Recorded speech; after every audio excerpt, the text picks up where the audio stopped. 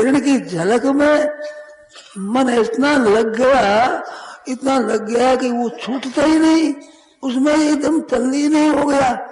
अब पता नहीं मैं कौन हूँ, वे कौन है, कैसा है, क्या संयोग है, क्या दृष्टि है, क्या दृश्य है, इनका सब भाव लुप्त हो गया। वह सब ही अब पत्थर की तरह हो गई मूर्ति जैसी। कुछ ख्याल नहीं, कुछ होश नहीं, कुछ विचार नहीं, कौन है, कहाँ है, कितना समय हुआ, क्या देखते हैं लोग, क्या देखेंगे। किंचित मात्र भी पूर्णा न हो करके उसमें रही। तुम्हें तो दर्शन नहीं हो सके, किसी को तुम दर्शन करा दो। तो ऐसी एक विलक्षण मादकता है, एक मस्ती है, एक विलक्षण एक आनंद है। उस तत्व का नाम राधा है। मूर्ति रूप नहीं है, स्त्री रूप से नहीं है, पुरुष रूप से नहीं है भगवान। ना भगवान पुरुष रूप से है, ना श्री जी राधा रूप से है। हम लोगों को दिखाने के लिए स्त्री और पुरुष बने हुए हैं। राधा से कृष्ण अलग नहीं, कृष्ण से राधा अलग नहीं। उद्धव जी महाराज के मन में ये बात थी कि ये कृष्ण भगवान इतने ब्रज को क्यों याद कर रहे हैं और श्री जी को क्यों याद कर रहे हैं।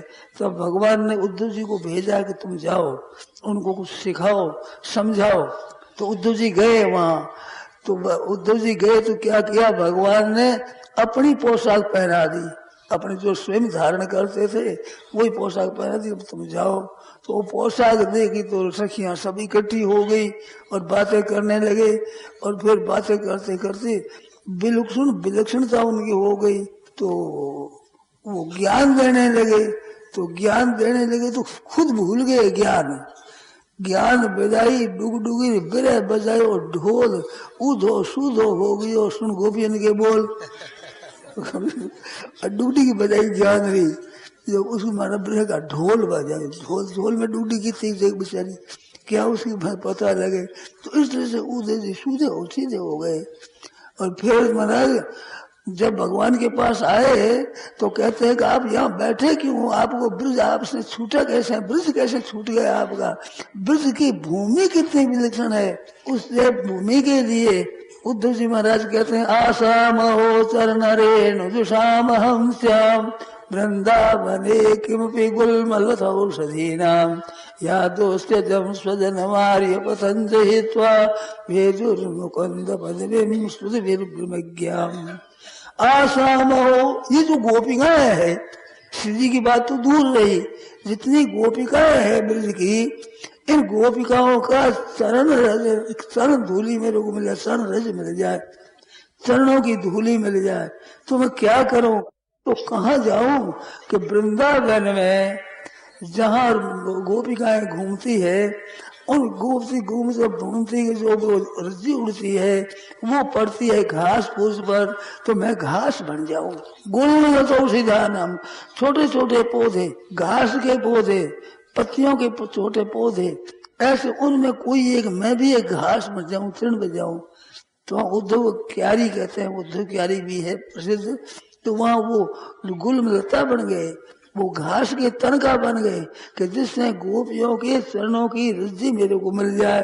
आसाम हो चरण रेणु जुषाम हम श्याम वृंदावने किमपि गुल्मलतौषधीनाम। कि क्या बात है, या दोस्त जम स्वजन मार्य पतन से हित्वा भेजुर्मुकुंद पदवीं स्तुतिभिर्ब्रह्मज्ञाम। उसमें विलक्षण बात बताते हुए बताया कि या दुष्त्यजम स्वजनम आर्य पथन से हित्वा। संसार में जो स्वजन है, अपने माता पिता स्त्री पुत्र भाई भतीजा भौजाई, ये खास स्वजन है। कुटुंबियों में खास वो चाचा ताऊ आदि भी दूर है, ये नजीक के कुटुंब है। माता पिता है एक भाई भौजाई भतीजे, एक स्त्री और एक पुत्र, ये खास कुटुंबी है, स्वजन खास अपने कहलाने वाले गृहस्थों में खास अपने। तो इसकी परवाह नहीं, गोपिकाओं ने इसकी परवाह नहीं की। इससे ऊंचे उठते हैं तो जो है आर्य पथ, जो श्रेष्ठ पुरुष है, परमात्मा तत्व को जानने की जिनकी इच्छा है, वे स्त्री पुत्र आदि की मोह की बेड़ी है ही नहीं उनके किंचित मात्र भी। इनको छोड़कर केवल परमात्मा तत्व में ही लगे हुए हैं, वो है आर्य पथ। अनार्य दृष्ट मस्वर्गीय मकीर्ति भगवान ने कहा है। तो अर्जुन इसको छोड़ करके तो कहाँ से कायरता आ गई। तो आर्य पथ है श्रेष्ठ, जिससे मुक्त हो जाते हैं, सर्वथा संसार से विरक्त होकर मुक्त हो जाते हैं, अपने ज्ञान आनंद के पीछे मस्त रहते हैं।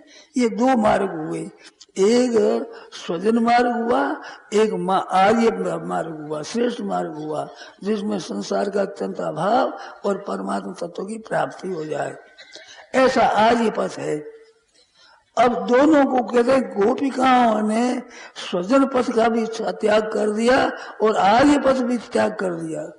या तासाम या स्वजन मार्य पथन से हित्वा, जो स्वजनों को और आर्य मार्ग को ही छोड़ दिया, स्वजन कुटुंब भी तो छूट ही गए, पर आर्य पथन से हित्वा उसका त्याग करके भेदुर मुकुंद पदवीं, मुकुंद भगवान की पदवी को, जो श्रुति भीर ब्रह्मज्ञा, जितनी वेदों की श्रुतियां है सबकी सब जिस परमात्मा तत्व को ढूंढने के लिए रहती, हरदम खोज करती रही, मृज्ञा मार्ग अन्वेषण खोजने के लिए पड़ी हुई है, खोजती है।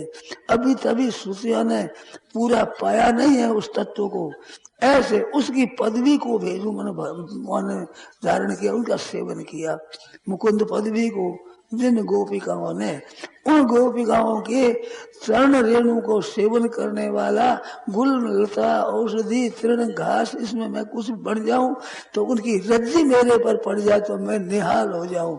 ये कहते हैं उद्धव जी, बृहस्पति के खास शिष्य है, बड़े ज्ञानी श्रेष्ठ है, भगवान के प्यारे भक्त है, अंतरंग सखा है। और बृहस्पति महाराज आज संसार में सबसे अधिक अगर विद्वान देखा जाए तो देवताओं के गुरु बृहस्पति है, उसके समान कोई नहीं है। ऐसे बृहस्पति के खास शिष्य है उद्धव जी महाराज। वे कहते हैं कि उन गोपिकाओं की रज्जी सेवन करना घास बन जाऊं, जंगमनी स्थावर स्थावर घास, गुलमल्ला तुलसी धाम के में पीछा कोई कुछ बन जाऊं मैं। कितनी विलक्षण बात है।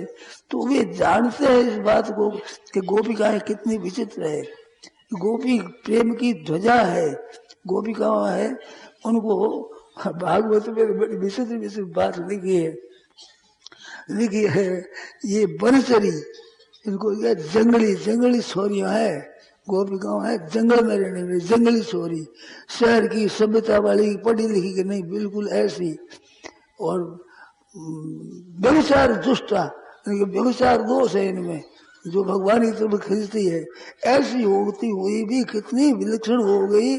जो महाराज सुखदेव जी महाराज भी जिनको आदर दृष्टि से देखते हैं, बहुत विशेष है। अनाराधितो नूनम, जब भगवान अंतर ध्यान हो गए हैं तो साथ में श्रीजी अंतर ध्यान हो गई है, तो अनाराधितो नूनम इतना शब्द आया है, राधा नाम नहीं आया भागवत में। कि सुखदेव जी महाराज के श्री राधा जी का इष्ट था, इस वजह से नाम उच्चारण नहीं किया। आत्म नाम गुरुर नाम नामाति कृपणस्य श्रेष्ठ कामो न ज्येष्ठापत्य कलत्रय हो, ये इतना का नाम लेना नहीं चाहिए। आत्म नाम, अपना नाम नहीं कहना चाहिए। साफ कोई कहे तो बड़ी नम्रता से उच्चारण, छोटा सा नाम अपना बता दे, नहीं तो आत्म नाम और गुरुर नाम, जो अपना गुरु जी उसका नाम नहीं कहना चाहिए। श्री महाराज आदि के नाम से पुकारते हैं। हमारे साधुओं में ऐसी रीति थी, अब भी है अलबत्ता कुछ कुछ कहीं कहीं, गुरु का नाम नहीं लेते। आत्म नाम गुरु और नाम नामाति कृपण से, अत्यंत कृपण का भी नाम नहीं लेना चाहिए।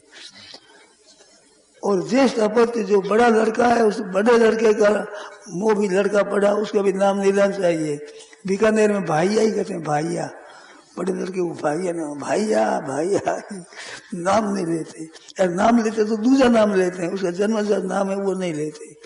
और स्त्री का नाम, स्त्री है उनका नाम लेना नहीं चाहिए, ऐसा शास्त्र में कहा है। तो अत्यंत कृपण है, अत्यंत पापी है, उसका नाम लेने का दोष लगता है, और इनमें लगने में भी दोष लगता है। उस पंक्ति में नाम लिया गया है, ज्येष्ठापत्य कलत्रय हो। आत्म नाम गुरु नाम नामाति कृपण से श्रेष्ठ काम, जो कल्याण चाहता उद्धार चाहता है उसका ज्येष्ठापत्य कलत्रय हो, पांचों का नाम नहीं लेना चाहिए जमाने से। तो महाराज सुखदेव जी ने भागवत में वर्णन किया, पर राधा नाम नहीं आया, राधा नाम आया ही नहीं है। अनया राधितो, इनने आराधना भगवान की दी, ऐसा शब्द आया है। परंतु राजशासन सिद्ध धातु से राधित आया है, और राधा नाम नहीं आया। तो सुखदेव जी महाराज के भी इष्ट श्री राधा जी का ही था, इस बात से उन्होंने नाम उच्चारण नहीं किया। ऐसे संतों से मैंने सुना है, अच्छे अच्छे पंडितों से और जानकार जो इस विषय में गहरे उतरे हुए ऐसे पुरुषों से। तो इतना विलक्षण नाम है जिनमें सुखदेव महाराज भी जिनसे आकृष्ट हो जाते हैं, भगवान के चरित्रों से, भगवान के गुणों से।